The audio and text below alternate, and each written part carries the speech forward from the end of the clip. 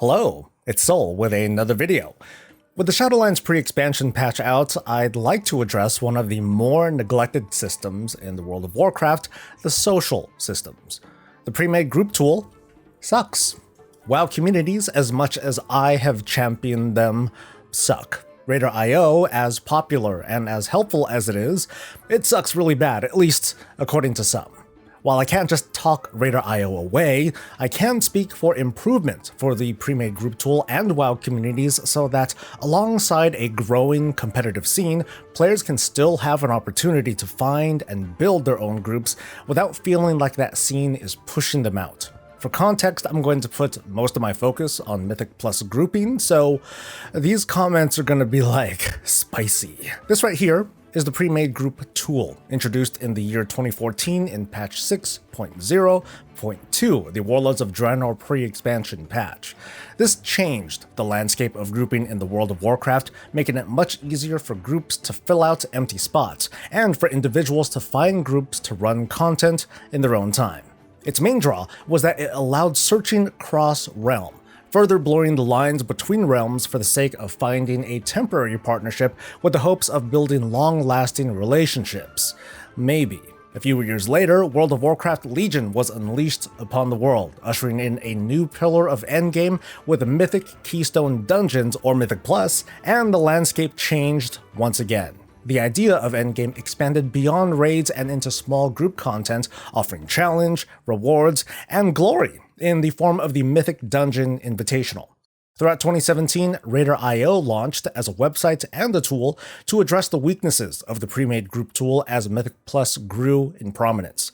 The tool itself is very basic, and up until then, group leaders had to look at a player's armory, their item level, their achievements, and gear while vetting potential candidates.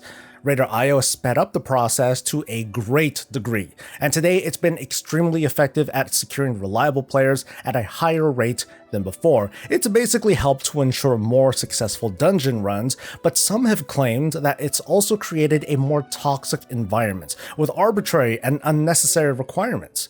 It sums up to the notion of requiring a degree and 5 years of experience for an entry-level job. Needless to say, though, this has also changed the landscape of grouping in the World of Warcraft, potentially at the cost of community interaction, but according to some, the cost is well worth it.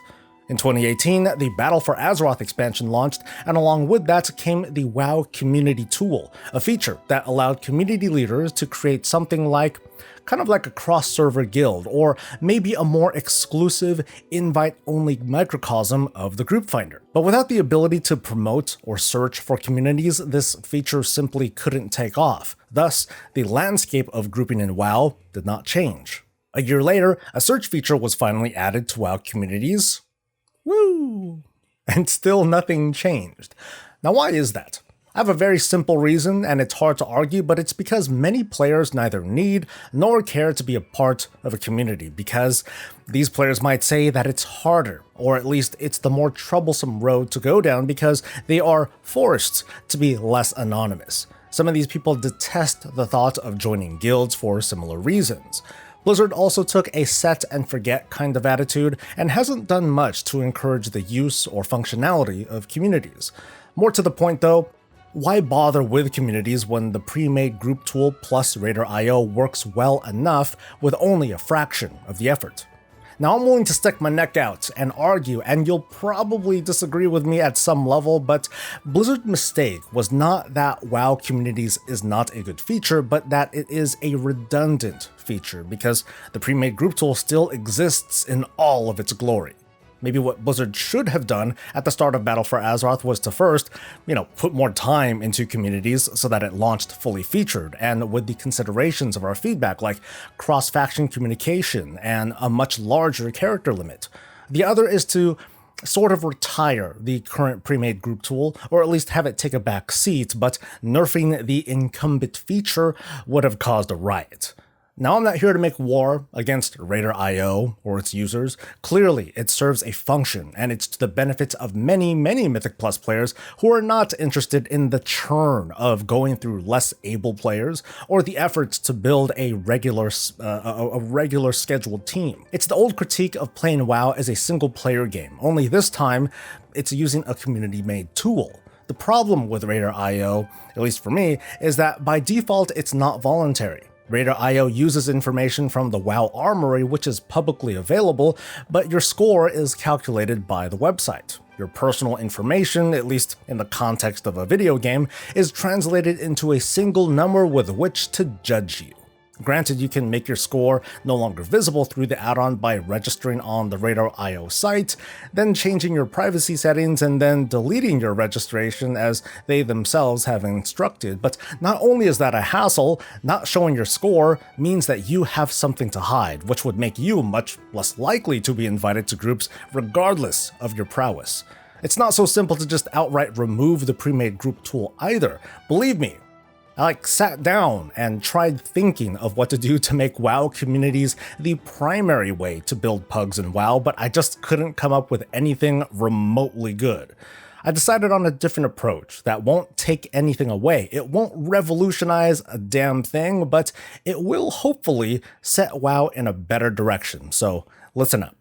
Right now, when creating groups in the group finder or queuing up for random content, people on your friends or your real ID or your battle tag lists can see this. And if you allow them to, they can queue up alongside you because, they're your friends, and why not? The idea that I have is to add a similar feature and look at all the groups that people in their communities or guilds or friend lists have created if they're still looking to fill them, all in a nice, neat list, and they can sign up directly from there. There's also going to be an option, for example, right-clicking on your community and checking a box that tells your community that you are interested in joining groups made by fellow members. The same option would apply for friends and guildmates and people on your battle tag list. That's because for people who are making groups, they can also see a list of everyone in their communities or wherever who checked that box and wants to join groups, so it's a two-way street. Group leaders can, of course, mouse over and see who they are, what community they happen to be coming from, and maybe their IO score as well. This isn't a nerf to any functionality, but it's basically the integration of the social tab and the pre-made group tool. Searching for a group will also include the display of friends and guildmates and fellow community members looking to fill a spot, and vice versa.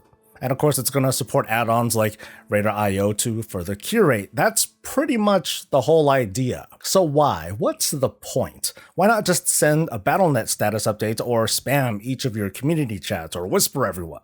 Here's a made-up scenario to help explore the possibilities. Let's assume that there's a community out there made up from a few people with a very high IO score, and they're really, really about it, like you need to have a minimum of whatever score or don't bother applying. When someone from that community decides to make a group, they can talk directly in the community chat, sure, no problem, and maybe they'll get one or two people who are paying attention to chat. Of course, they can also start a group on the group tool, which will function the same way as it does now, but also the group leader can look at all the people from that community and other communities who are also interested in joining a group. And in that kind of community, it should be like, almost everyone who's online? From the group leader's perspective, who would they be more likely to choose? The random who signed up, or the familiar names who were probably vetted before making it onto this community list? The point is that your options will be more visible and more familiar names will take prominence.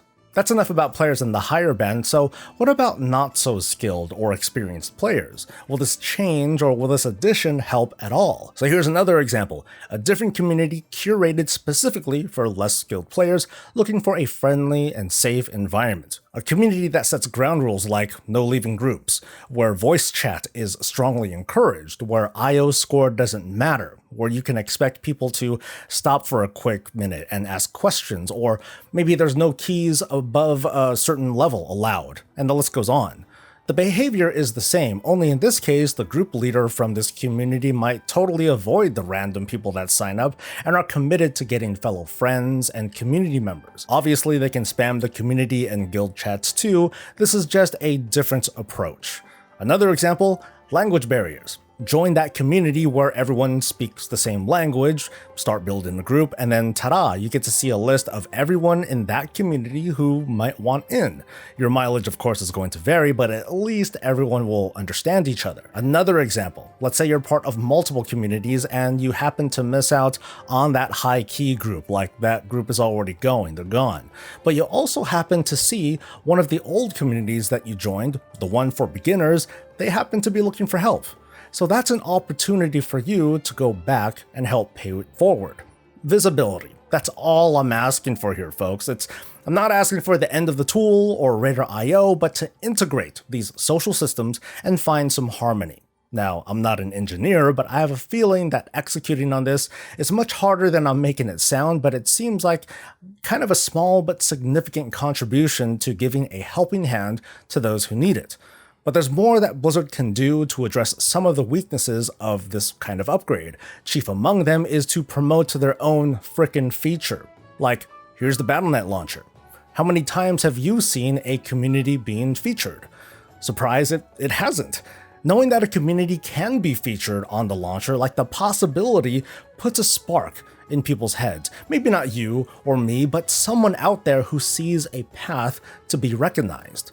How would it feel to have their organization of players dedicated to helping others be featured on the launcher, seen by millions of people? That sounds pretty cool. Now, I would love to read your thoughts on this, not what you think other people think, just you. What works? Or better yet, what doesn't work, and what can turn that around?